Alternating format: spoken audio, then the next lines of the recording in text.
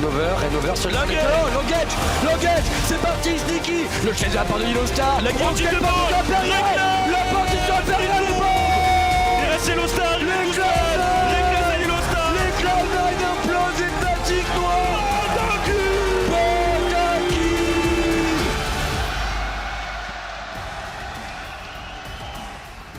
Today in Paris, the top teams in the world completed their first lap towards the Summoners Cup. Week 1 of the 2015 League of Legends World Championship is officially on the books. And welcome to Worlds Tonight. I'm Sjokz, joined here by Kobe and Jatt to talk about not only this day, but the rest of the group stage of what we've seen so far. What do you guys want to talk about? The defining moment of Balls getting a pentakill and... Let's talk about Sjokz's favorite game, Fnatic losing. Listen, we've seen a pentakill again. That was 10 times already since that game. We've seen it like 35 times, man. But that moment, I feel like just took all the energy from North America, and that's why CLG couldn't beat Coup. That's why. And that just like deflated the whole energy in the room.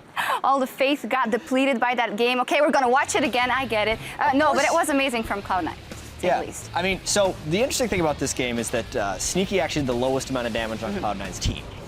Yeah, and it's actually, since we've seen this fight so many times, you can see how Incarnation is actually one of the huge carries for Cloud9. Yes, Balls gets to clean up all these pentakills with the bleed damage and its execute. All of the pentakills at Worlds, Balls has gotten to clean up every single one. 100% of the pentakills. But Incarnation, he's been absolutely magnificent for Cloud9, not only on Azir, but he's one of the few players that have been drawing Veigar bans now because of his single performance on Veigar.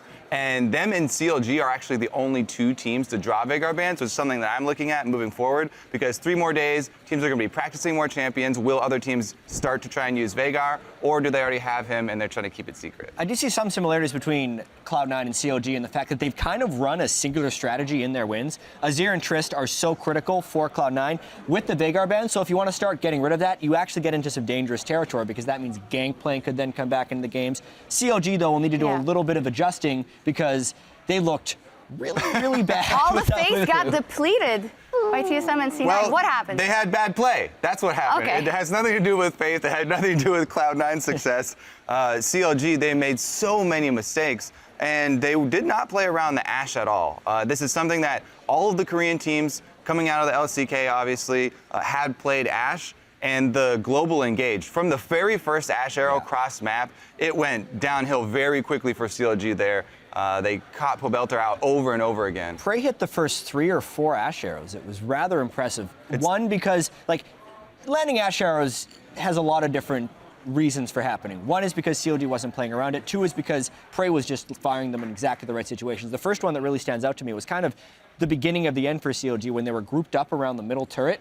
And that's almost the only time that the Ashe Arrow was almost guaranteed to land, because they are so committed to that turret and they're worried about flanks coming in from multiple engages. So not everyone is going to move in unison to like split the Ashe Arrow, because that's going to put them closer to the turret. Yeah, everyone's talking about the America comp with the Azir Eagle in the middle and Tristana with their big guns. And oh, it's so simple. You just group up and you take down these turrets. Basically a super comp. CLG were like, oh yeah, Cloud9 did it. We just group up and take all these outer turrets. So they just started grouping up, and then they got an arrow in the back of the head. Can we talk about the Blitzcrank pick, and maybe in another group that happened, the Yasuo pick coming out of Fnatic? I see some similarities there. Some teams who started off really, really strong and then maybe ended up picking some things that weren't optimal, and you don't really know why?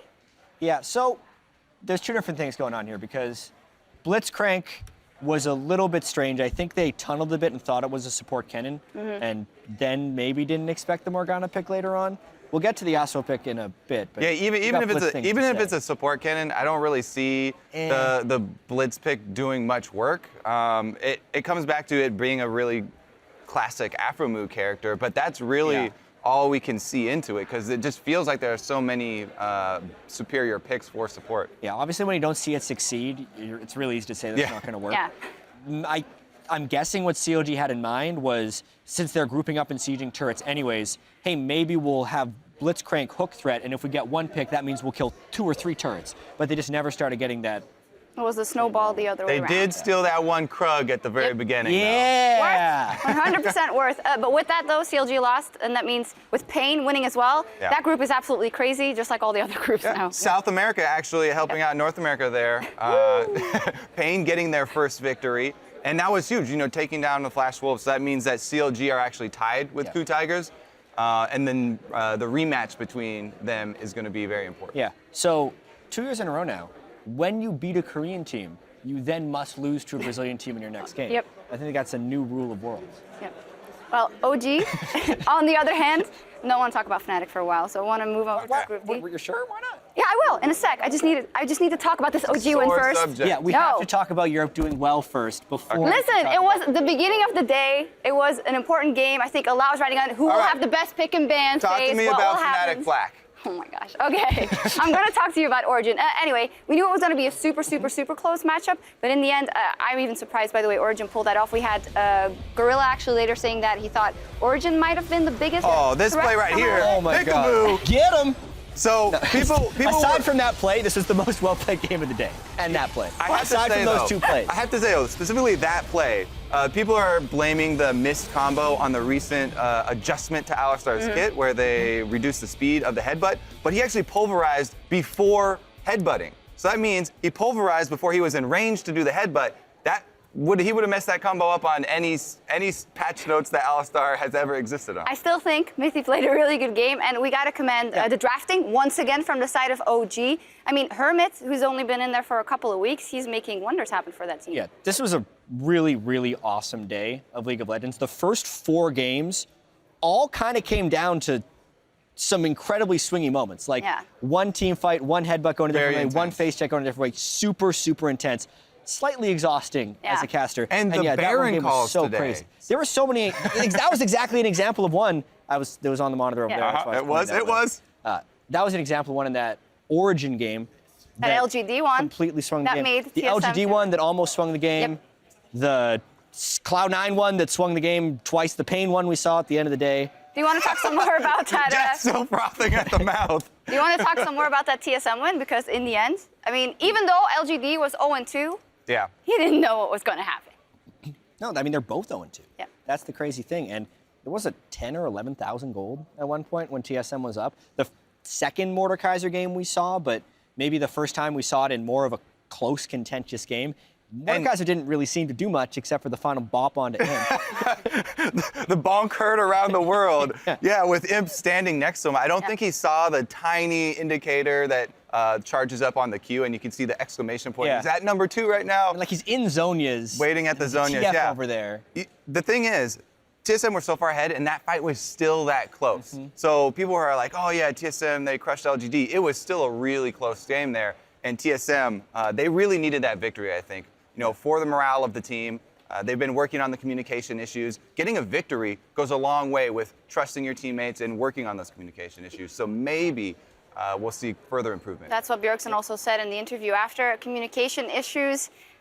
If we look at Fnatic's game today and yesterday, I'm actually quite disappointed maybe as following them because they reverted back to the Fnatic that we saw back in the spring split. That was a little bit, they couldn't really count on what they were going to do and when they were going to do it and making the same mistakes. And I feel that that's happened 2 days in a row. Not taking anything away from C9's play. Don't worry. What do you guys think?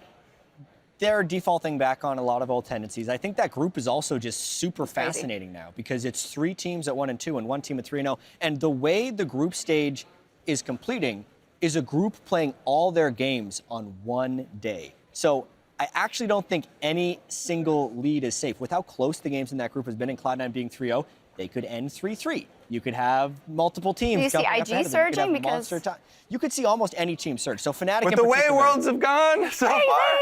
Yeah, I'm not But, going to make any bold prediction. Yeah, you did mention already the Yasuo pick for Huni, though. That's a really risky pick, especially into Darius. And I think that they just did a really good job working around that and punished them for it. Yep. And with that, IG getting their first win versus AHQ, that group is also super tight and super crazy. What was Yeah, what the even biggest happened in thing? that game? I'm trying to. The reason I like so stopped Kakao was on my Elise. Yasuo thing is because I was trying to remember exactly what TSM had. Oh, TSM. Okay, so TSM had I'm gonna tell you. I'm gonna tell Mordekaiser you. and Twisted Fate. Bjergsen went like 11 And and Gragas? Twisted and Fate Thresh. had a really Yeah. big day. Kami also just went on Twisted Oh, Fate. TF, yeah. Expeke also in that game. TF definitely a big pick coming into that. Yeah. What is the biggest thing that you were, because there's so many things. For me, the biggest thing from this week should have been, I thought that LGD had a good chance of winning the whole thing. Like, that is one of the, that's for me the biggest thing not to over till take it's away. over, No, it's Scott. not over, but LGD looks tilted ridiculously so. Yeah. I mean, yeah. Rumors from, I think the French casters were saying that they had huge fights after they were 0-2. That must have carried over a little bit to TSM. I can't imagine how much they're fighting after losing to Team Seoul Mid, based on the international reputation of both of these teams heading into the event. So a lot of shame maybe even going on there. But they have now basically an entire week to recover. And the fact that they played half the group and half the group is still yet to be played, since they were supposed to 6-0 anyways, if they just remember that, maybe they can come out of this 3-3 and actually make it out. Yeah, the thing is, you look at each one of the games, and each one of the different players has made big mistakes in the different games. Everyone was blaming just TBQ at first, but the rest of LGD have all been underperforming at their positions as well. Yeah, we'll see what happens. Let's take a look at the standings. Some teams who haven't made that many mistakes, SKT, OG, C9 as well. No, well, fantastic from them, and everything left to be decided next week. Yeah, Origin specifically for me has been a huge surprise. They've been performing really well. Peke back at Worlds again. So good. And he just continues to impress. Everyone said he's fallen off. Oh, he's one of these old school guys that should retire by now and just own the team. But he definitely deserves Same a goes spot. for High. Exactly. Group B, I remembered what happened in the IG-AHQ game. It was super close, and then there was an early QSS on a Shenton from On, and that basically ended the game. Early there were QSSs so and many early moments. cleanses. Yeah. We've seen a lot of these. Early QSS, I feel like ended one of the game. Imp standing too close to a Mordekaiser after Zhonya's ended another game. There were multiple single instances that ended games that could have gone either way today. That's what made it so crazy for me. Group B, all planned. C9 is going to get the #1 seed and then draw SKT, and then, no, is that not? We don't know what's going to happen. Draw EDG. You're going way too far in the future. Predicting is really difficult with these groups. Indeed. Well, a lot of craziness. Let's take a look at the schedule. Everything kicks back off next Thursday, October 8th, and it's going to start with Group A. CLG versus KOO immediately. The rematch we get there, and everything. What a crazy day to start everything off with. Get right back into it. Yeah.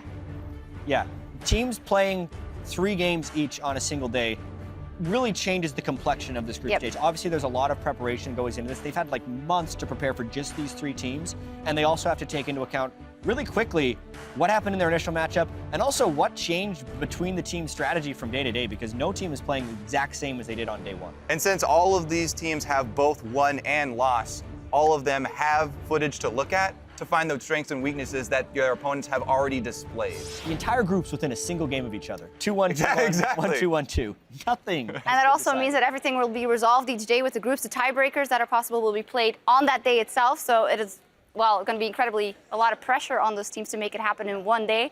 And that's it for us. We could talk about these crazy groups forever, but I just hope that the next week is going to be just as crazy. We'll talk about them on Thursday. We'll talk about them on Thursday, indeed. That's all from us. We're going to catch you all back here on Thursday for more World's absolute craziness.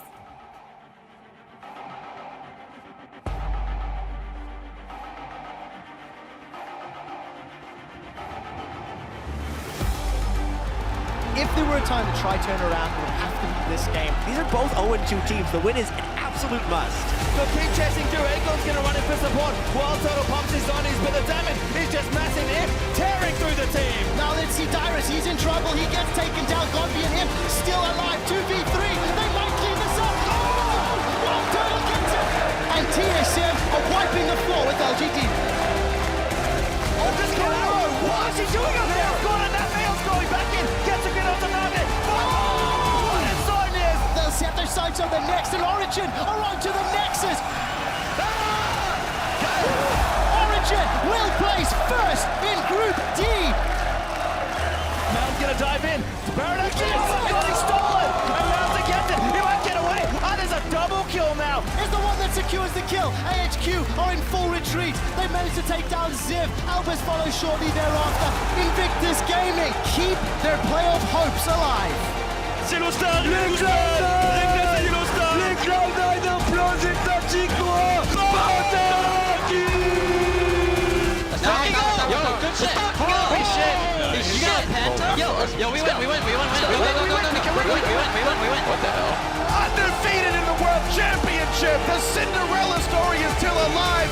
All that Diamond 2 practice. There's plenty of damage to kill off one.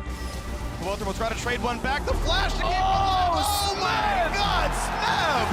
KOO Tigers tying Counter Logic Gaming over in Group A. There to go. Pinsko gets stuck. NL cleanses out, and the front line is in front. Stake gets the kill. kill, but he's gonna drop.